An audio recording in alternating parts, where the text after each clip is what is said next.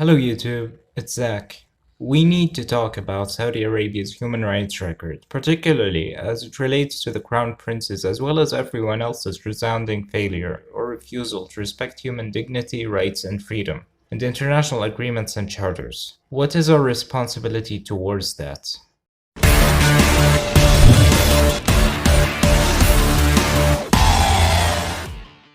The year is 1801, and the monarch of the Emirate of Diriyah, what is later to be known as the First Saudi State, is Abdulaziz bin Muhammad Al Saud. Their policies were clear. All religion was to be for God. What does that mean exactly? It means that everyone had to worship the same God, the exact same conception of God. That is the conception of Muhammad bin Abdul Wahhab. Anyone who didn't was a polytheist, an infidel, a subhuman, whether they believed in a different religion, a different version of Islam, or no religion at all. As the Emirates' borders entered modern-day Iraq, a treasure trove of loot, slaves, and of course the favor of God was on the horizon. That is the holy Shia city of Karbala. On the 10th of Muharram, one of their holiest days, 12,000 soldiers from the Emirates stormed the city. There is barely any resistance. Men, women, and children are killed, some estimates putting the civilian casualty count at 5,000. People were enslaved, graves were desecrated and robbed, centuries of religious heritage was destroyed, desecrated, and looted. The dome of the mosque of Imam Hussein was destroyed and looted. Yet in their eyes, they were the good guys. They were the ones gaining God's favor by fighting the infidels. Today we tend to associate such devastating manifestations of intolerance mostly with Islamic terrorist groups like ISIS. But the fact is that had it not been for Saudi Arabia and its spread of this violent extremist ideology, ISIS would not have formed. The Kingdom of Saudi Arabia was the original ISIS, and it still remains to be the main holder and distributor of this extremist violent ideology. The exact same doctrines that led to the sack of Karbala in 1801, the same doctrines that led ISIS to desecrate churches, are being taught by Saudi preachers today. Those exact same doctrines are still being taught in 6th grade textbooks to Saudi children. Over this monarchy's history, between the rise and fall of the First Saudi State, the 1920s conquest of modern-day Saudi Arabia, the deposition of King Saud, the assassination of King Faisal, the crowning of King Salman, the adoption of Vision 2030, the designation of Mohammed bin Salman as the crown prince, nothing has changed. Women are still required to cover from head to toe. LGBTQ+ people are still subject to prison and torture under Saudi law. People who leave Islam are subject to the death sentence simply for disagreeing. Now, Saudi Arabia is not what it was 200 years ago. That's more than clear. Slavery is now illegal. Women can drive. Foreign women can uncover their heads. Those are undoubtedly positive and absolutely necessary changes that needed to happen. But they were not the result of this ideology evolving in any way. They were the result of internal and external pressure, most importantly the activists that gave their lives for this cause. Now the kingdom is being met with a new set of external pressures. Those are of economic diversification. After decades of relying almost entirely on their oil, the world is now needing it less and less. They can no longer stay isolated. They need to deal with other people and to a degree tolerate them. They need to convince the world that they're no longer the dangerous extremists that they are, that one can and should be able to deal with them directly. But should we? I realize how absurd this question might seem now, given Saudi Arabia's current place on the world stage, but seriously, we have no reason to be giving them any empowerment or legitimacy, and increasingly creative PR strategies won't change that. Surface-level PR strategies don't really change anything that matters and shouldn't be the reason for anyone to give them any more empowerment.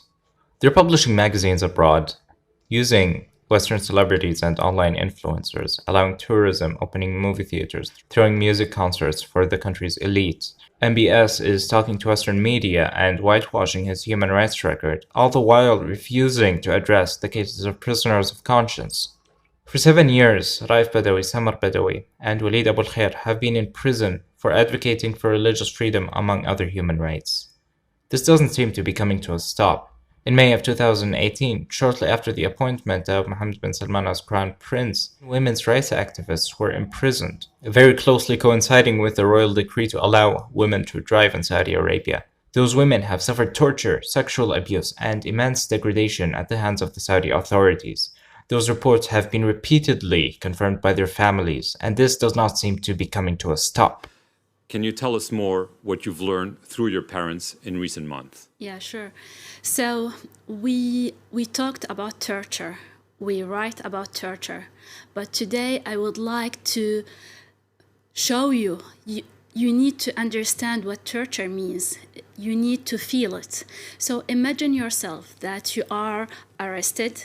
You spend several days in prison. You don't know why. And in the middle of the night, people come and take you from the cell, from your cell. They put you in the car, in the trunk of the car.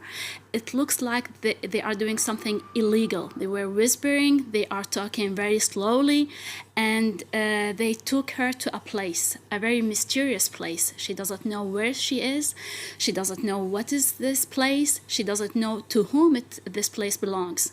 And in this mysterious place, she was there in a cell or in a room. Other people also, she believes that the same people who were arrested with her at the same day, and other activists, almost 7 people, few men and most of them women.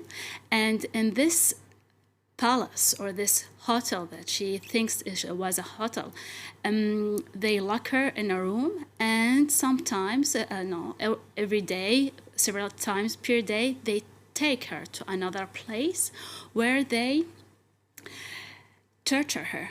And when I say torture her, they are having fun. They are laughing at her. They attach her hands and legs and they electrocute her. Some of them, they say, hey, come on, more and more. Some of them, they said, over her head.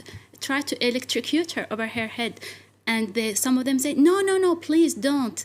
And it's not only this.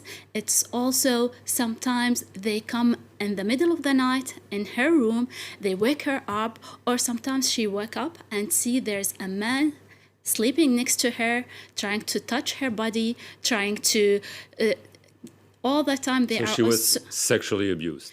She was sexually abused, and they were so much obsessed with sex most of the time. They are all, when they speak with her, they are all their only obsession. And it's not only that, it is every day. Sometimes, she thinks they close the door and she thinks, okay, it's gone, it's over for the day. Few minutes later, they come with more and more. The ruthless assault on the people of Yemen, the military targeting of civilians, of food supplies, of medical supplies, is causing the world's worst humanitarian crisis of our time. Children are being forced to flee their countries only to escape starvation, to enter Saudi Arabia illegally, only to be denied protection and education, medical care. People in genuine need of help are being denied their human right to protection. The people responsible for all of this do not need a fucking PR company to fix things. They don't need movie theaters. They don't need tourists. They don't need concerts. What they need are immediate and radical changes. While Western celebrities that grew up with the privilege of freedom are freely allowing themselves to be used by this bloodthirsty regime, going to Saudi Arabia and posting pictures like this of their bodies. Just this month, a young Saudi man was sentenced to 3 years in prison for posting this picture on Twitter. The motives behind the sentence clearly being homophobic. People who've always taken the freedoms that they enjoy for granted only to betray the very Enlightenment values that made them possible are, as far as I'm concerned, disgraceful moral failures. Not for visiting Saudi Arabia, but for freely allowing themselves to be tools of this bloodthirsty regime. We need to do better. We need to make sure that those tyrants have everything to lose as long as we don't see immediate and radical changes. People of the free world have a special responsibility towards that. We need to show our government representatives that we care, and they need to be pushing for this. There's no good reason to be bowing to them, to be selling them weapons, to be allowing them a place on the UN Human Rights Council. Allowing them to head the council was absolutely inexcusable. It was an insult to all of their victims, and it was a betrayal of the very purpose of the council: to protect human rights from people like them. I'm not saying any of this to step on anyone's sensibilities, even though I know I inevitably will. I don't wish harm to befall anyone, and I wish nothing but the best for the people of Saudi Arabia. I'm not politically affiliated and I only have one agenda here: ensuring the rights, freedoms, and dignity of human beings. What this is about is driving much needed change and forcing it if need be. Over this monarchy's over 200-year history, speakers, government officials, and activists have come and gone. Nothing has changed. Pandering to those in power and asking nicely has never accomplished anything. We need to be bold, vocal, and uninhibited as we demand immediate and radical internal change. Religion does not belong in government. People have the right to a proper education. They have the right to make educated choices in electing their own government representatives. They have the right to believe, love, and express themselves freely. That's not too much to ask. That's the bare minimum that every human being is entitled to. It's something that many of you have grew up with and taken for granted. So why can't we have the same? Thank you very much for watching. I really appreciate it. If you like what I do, then please subscribe to my channel and consider sharing this video if it is safe for you to do so. I'm currently working on an Arabic version of this video, so no worries about that. And feel free to reach out to me per Twitter or email. All the contact information can be found in the description below. Until next time.